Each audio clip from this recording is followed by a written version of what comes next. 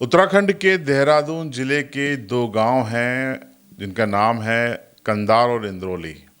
इन दो गांवों की एक संयुक्त पंचायत बैठती है और इस पंचायत ने एक फैसला किया कि शादियां खर्चीली हो चुकी हैं और दिखावे का चलन बढ़ चुका है। इसलिए अब ये तय किया जाएगा कि इन दोनों गांवों में होने वाली शादियों में महिलाएं 3 से ज़्यादा सोने के जेवर नहीं पहनेंगी और 3 में भी वो नाक, कान और गले के जेवर पहन सकती हैं, यानी एक कोई चेन, जहार, कान के टॉप्स या फिर अंगूठी।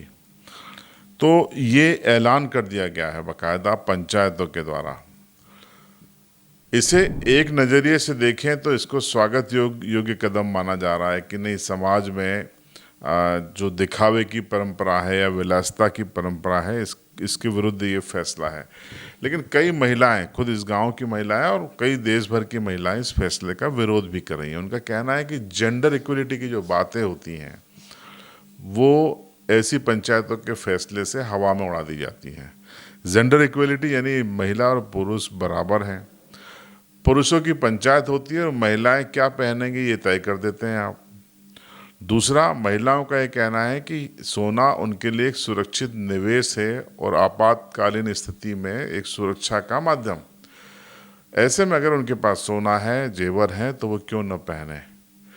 दूसरा, महिलाओं ने ये आपत्ति भी लगाई है कि साहब सिर्फ खर्च कम करने का जो ठीकरा है या जिम्मेदारी वो महिलाओं की क्यों, पुरुषों की क्यों नहीं। शादियों में जो शराब की बोतलें खाली होती हैं, फिजूल खर्ची होती है, उसका क्या।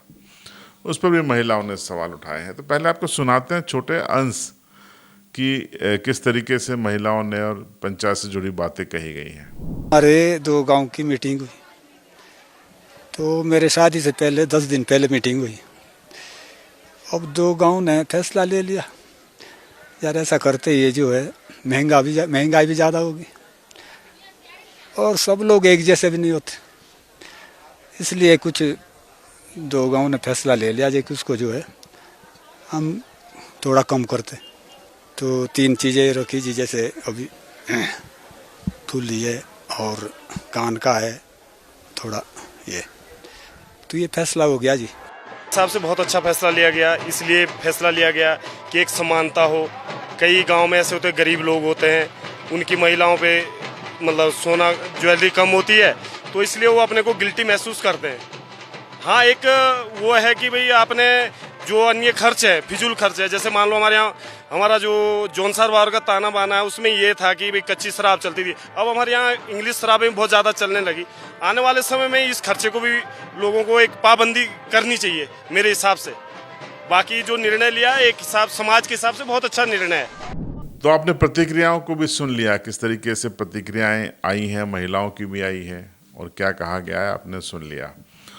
देखिए, मतलब आप क्या सोचते हैं इस मसले पर, आप भी बताइए। देखिए, खर्चीली शादियां कर्ज को बढ़ा रही हैं, लोगों के खर्चे दिखावे के लिए इतने हो रहे हैं कि वो कर्जदार भी हो रहे हैं और जाहिर सी बात है कि लोग इसको अब एक स्टेटस सिंबल मान चुके हैं। इसलिए कटौती वाजिब है, लेकिन हर तरीके के खर्च में कटौती वाजिब है। यहाँ पर सिर्फ महिलाओं की ज्वेलरी पर आपने बता दिया, लेकिन आज की तारीख में अन्य दूसरे खर्चे जो होते हैं, प्री वेडिंग से लेके पोस्ट वेडिंग और तमाम नौटंकियाँ जो चालू हुई हैं, उस पर जो खर्चे होते हैं उसका क्या। बारातें लग्जरी गाड़ियों में जा रही हैं, उसका क्या। महंगी प्रीमियम शराब पी जा रही है, उसका क्या।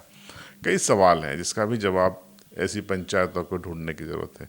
लेकिन चूंकि पंचायतें हुई, एक विचार जन्मा, फैसला हुआ, आपके जहन में भी इस खबर को देख के कोई ना कोई विचार तो आ रहा होगा। तो कमेंट बॉक्स आपके लिए है, कमेंट कीजिए, आपकी राय बताइए और चैनल पे नए हों तो सब्सक्राइब करके जाइए।